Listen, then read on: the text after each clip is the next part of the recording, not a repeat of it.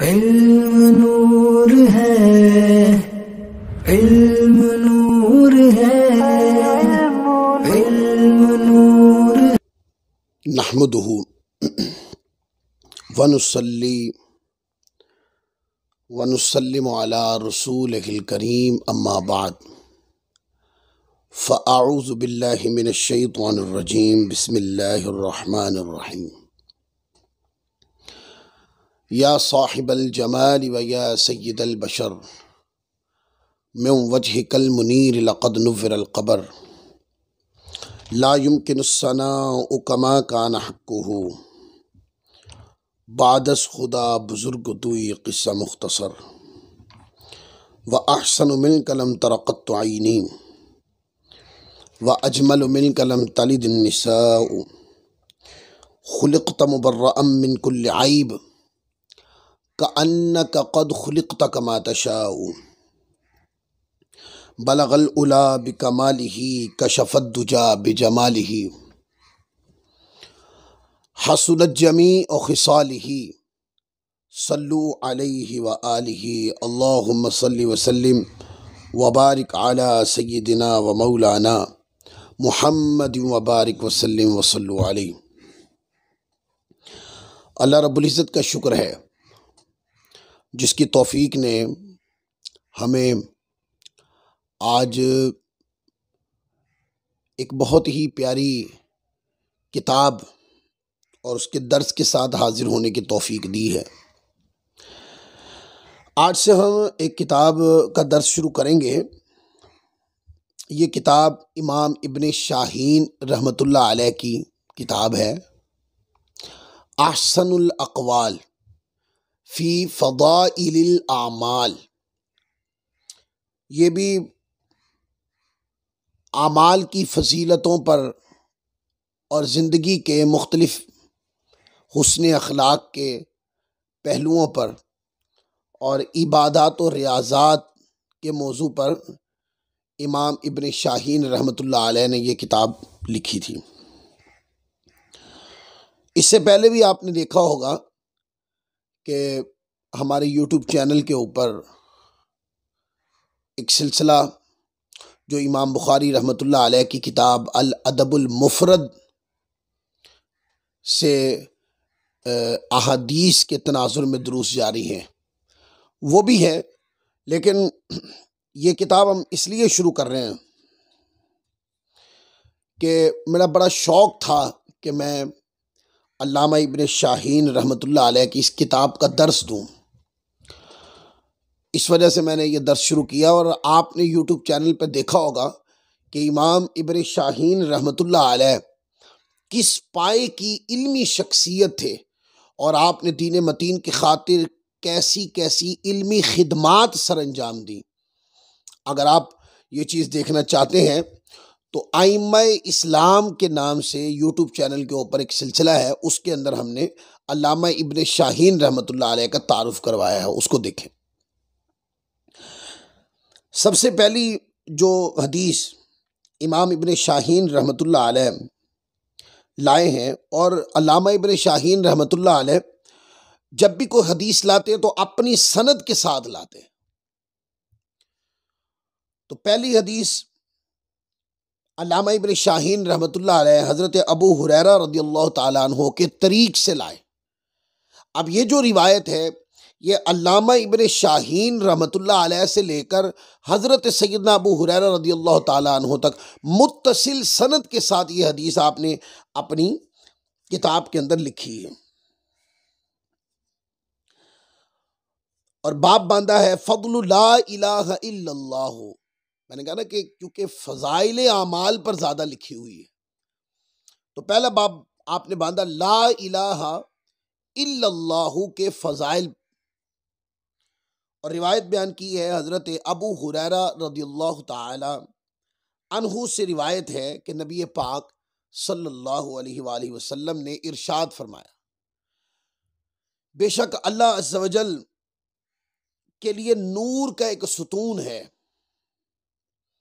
جو اس کے سامنے ہے۔ جب بندہ لا الہ الا اللہ کہتا ہے تو وہ نور کا ستون جو ہے وہ حرکت میں آتا ہے، حرکت ہوتی ہے اس کو. تو اللہ عز و جل فرماتا ہے کہ ٹھہر جاؤ، تو وہ ستون عرض کرتا ہے، یعنی کہ بارگاہ الہی میں وہ ستون عرض کرتا ہے، اے اللہ عز و جل میں کیسے ٹھہر جاؤں کہ ابھی تک تو نے اس کلمہ، یہ جو لا الہ الا اللہ پڑھنے والے کی بخشش نہیں فرمائی. پس بے شک اللہ تعالیٰ فرماتا ہے کہ میں نے اسے بخش دیا تو وہ ستون جو نور کا ہے وہ ٹھہر جاتا ہے. اب اس کے اندر کئی باتیں ہیں، لیکن سب سے پہلے جو سب سے میجر نقطہ ہے وہ یہ ہے کہ نورانی ستون نے جو اللہ کی بارگاہ میں عرض کی کہ اے مولا میں کیسے رک سکتا ہوں کہ جس نے یہ کلمہ پڑھا ہے ابھی تک تیری بارگاہ سے بخشش کا پروانہ نہیں گیا. تو اس کے بعد اللہ تعالیٰ لا الہ الا اللہ کہنے والے کو بخش دیتا ہے، یعنی کہ لا الہ الا اللہ سے مراد پورا کلمہ. یا پھر اس کی ایک تعبیر یہ بھی ہو سکتی ہے کہ لا الہ الا اللہ محمد رسول اللہ پڑھ کر مسلمان ہونے کے بعد بطور ذکر لا الہ کہنے والا. تو نورانی ستون کی سفارش سے اللہ عز و جل بندے کی بخشش فرمائے گا، تو پھر محبوبان الہی ان کی شفاعت سے گناہ گاروں کو اللہ تعالیٰ کیسے نہیں بخشے گا؟ ضرور بخشے گا، کہ احادیث میں اس کے اوپر کلام ملتا ہے.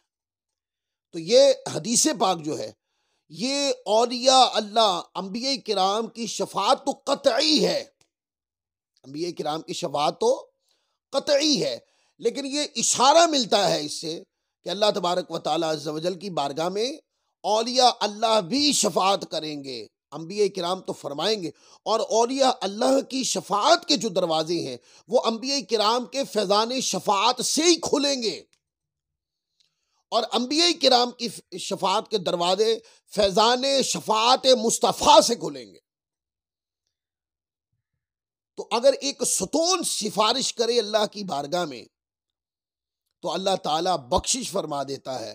تو جب اس کے مقرب برگزیدہ بندے، عبادت گزار بندے، شب و روز اس کی قربتوں میں رہنے والے، اس کی عبادات میں مشغول رہنے والے، اس کو راضی کرنے والے، اس کی بارگاہ میں توبہ رجوع اللہ کرنے والے مخلوق کو اللہ کی بارگاہ کی طرف موڑنے والے جب شفاعت کریں گے، وہ اولیاء اللہ ہیں، وہ صالحین ہیں، وہ شہداء ہیں، وہ صحابہ کرام ہیں، وہ اہل بیت اطہار ہیں. جب وہ سفارش اور شفاعت کریں گے تو اللہ تعالیٰ گناہ گاروں کی بخشش کیوں کر نہیں فرمائے گا؟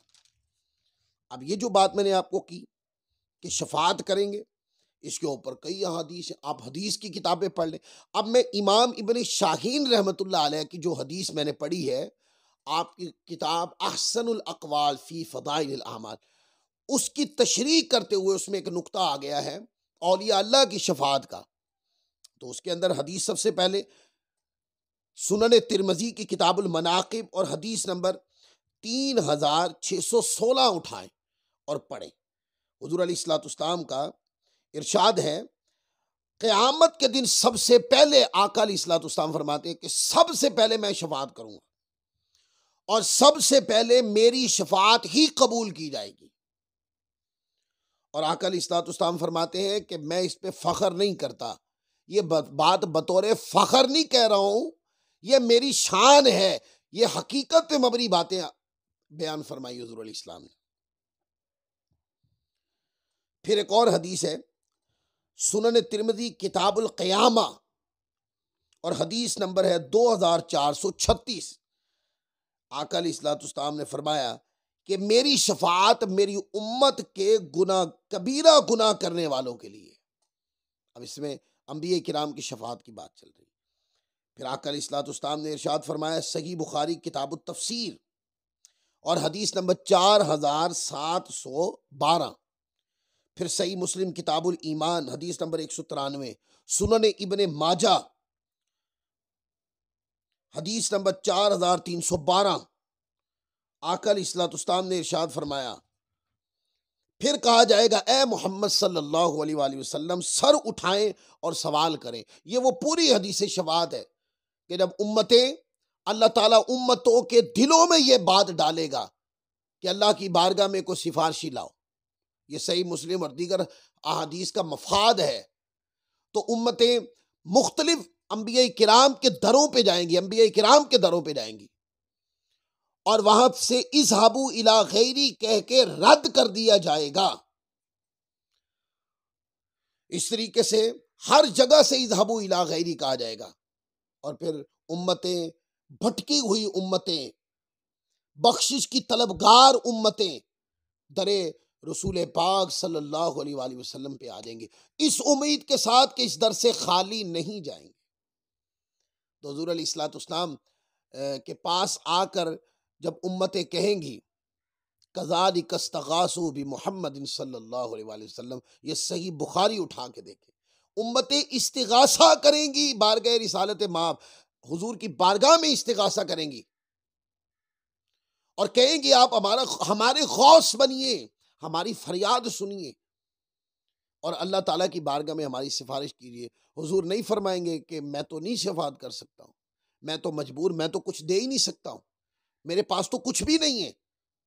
نہیں، آقا علیہ الصلوۃ والسلام سخی ہیں اور وہاں بھی سخی ہی ہوں گے۔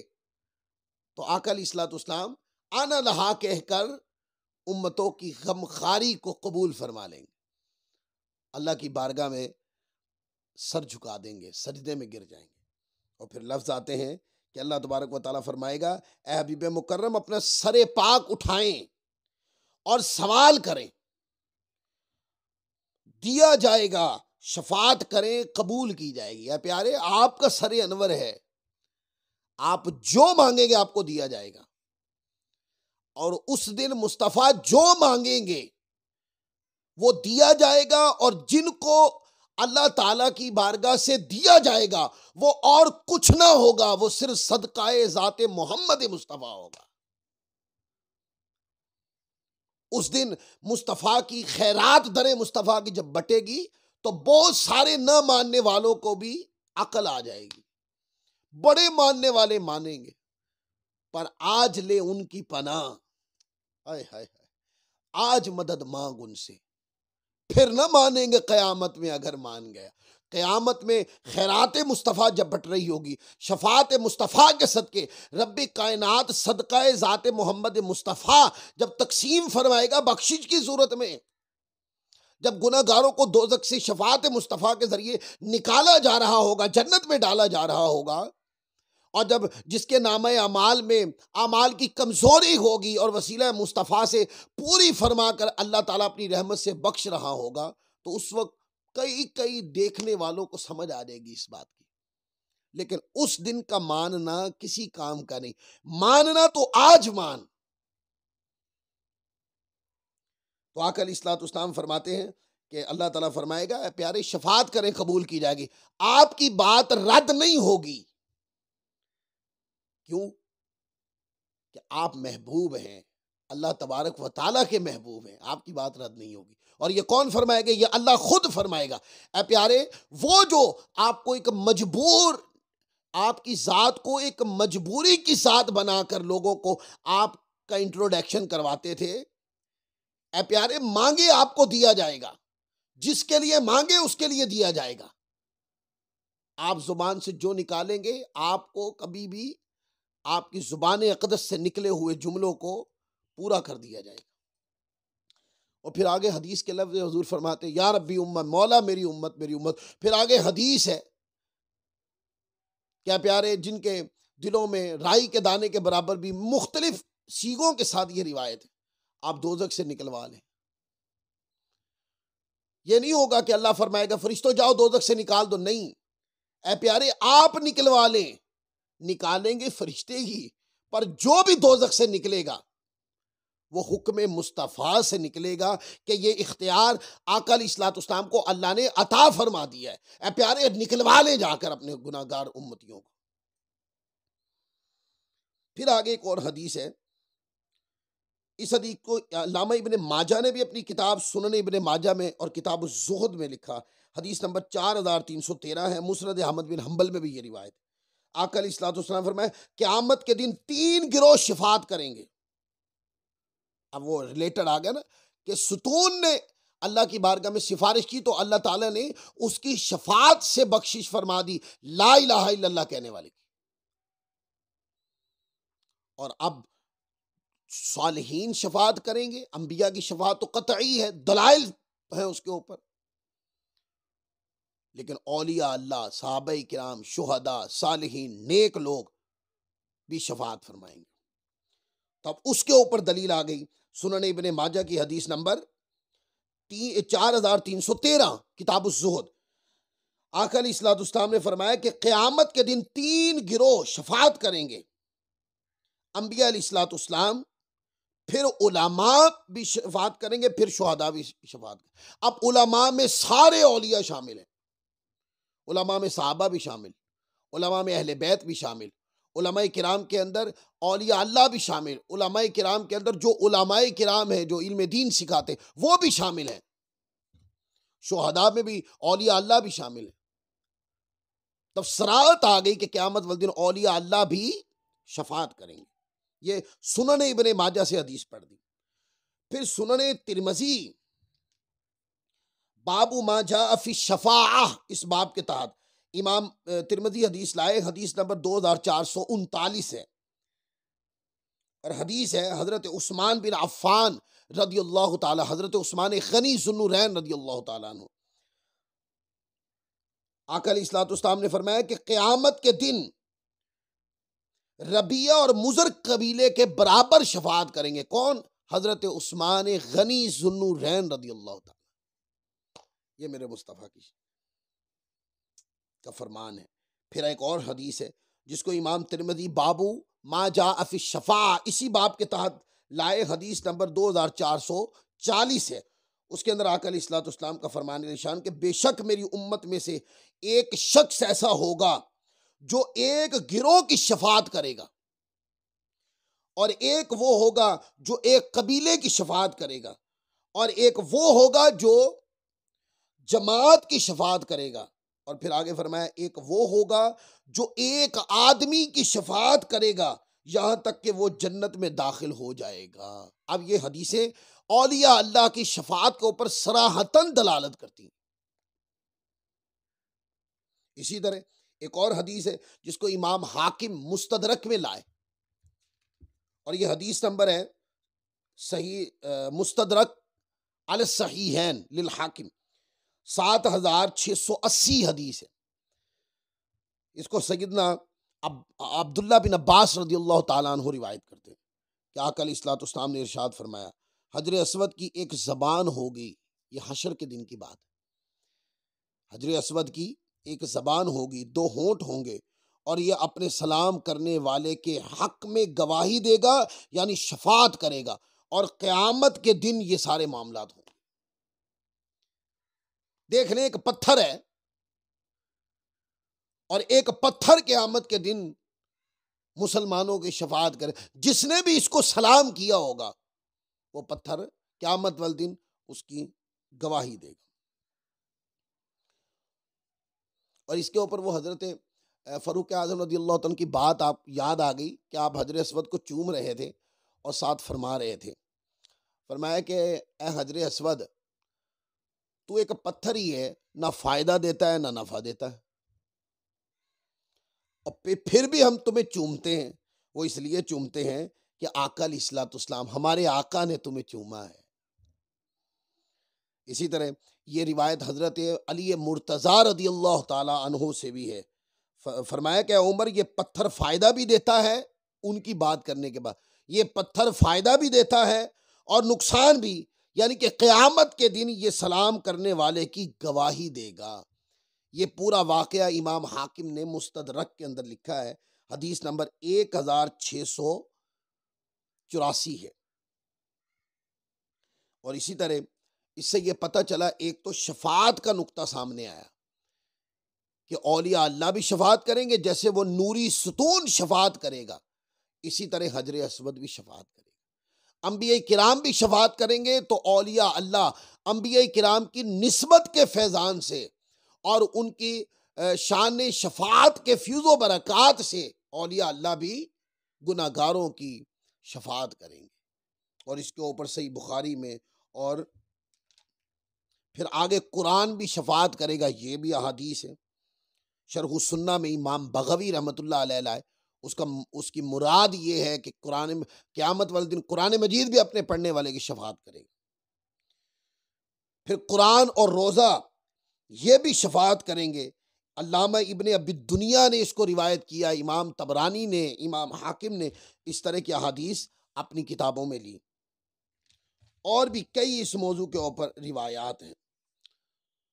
تو آج کا درس اس میں اسی نقطے پہ ہی ختم کرتا ہوں کہ آج کے درس سے یہ پتہ چلا کہ کلمہ لا الہ الا اللہ کا ورد کرنے والا، اس کو اللہ تبارک و تعالیٰ عز و جل کی بخشش کا پروانہ جاری کر دیا جاتا ہے.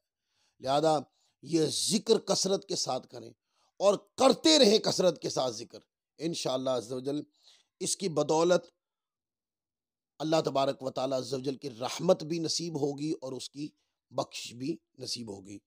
آج ہم نے حدیث نمبر 1 اور حدیث نمبر 2 علامہ ابن شاہین رحمۃ اللہ علیہ کی کتاب احسن الاقوال سے پڑھ لی. انشاءاللہ اگلا جو درس ہوگا وہ ہم حدیث نمبر 3 سے شروع کریں گے، کیونکہ حدیث نمبر 1 اور حدیث نمبر 2 اب ذہن میں آ سکتا ہے کہ حدیث نمبر 2 تو آپ نے کی نہیں. دیکھیں حدیث نمبر 1 میں بھی مضمون وہی ہے، حدیث نمبر 2 میں بھی مضمون وہی ہے. فرق صرف اتنا ہے کہ پہلی حدیث حضرت ابو ہریرہ رضی اللہ تعالیٰ عنہ سے روایت ہے اور دوسری روایت وہ حضرت عبداللہ بن عباس رضی اللہ تعالیٰ عنہ سے روایت ہے. انشاءاللہ اب ہم درس حدیث نمبر 3 سے انشاءاللہ ہم اگلا احسن الاقوال کا درس شروع کریں گے. آپ آج کے درس سے یہ سبق حاصل کریں کہ کلمہ لا الہ الا اللہ کی تکرار کریں. انشاءاللہ اس کے فیض و برکات نصیب ہوں گے. وما علینا الا البلاغ المبین.